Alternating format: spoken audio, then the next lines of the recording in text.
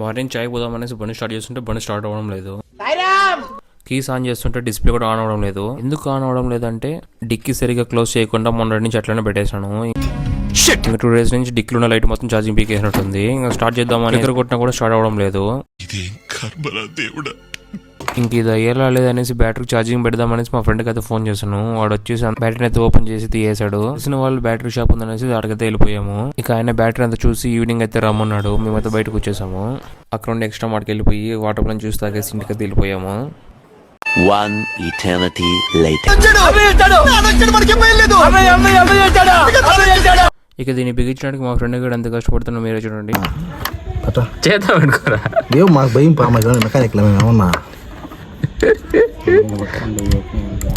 Final గా spark వచ్చి బిగించేసినాడు. Automatic గా డిక్కీ లైట్ అయితే వెళ్ళడం స్టార్ట్ అయిపోయింది.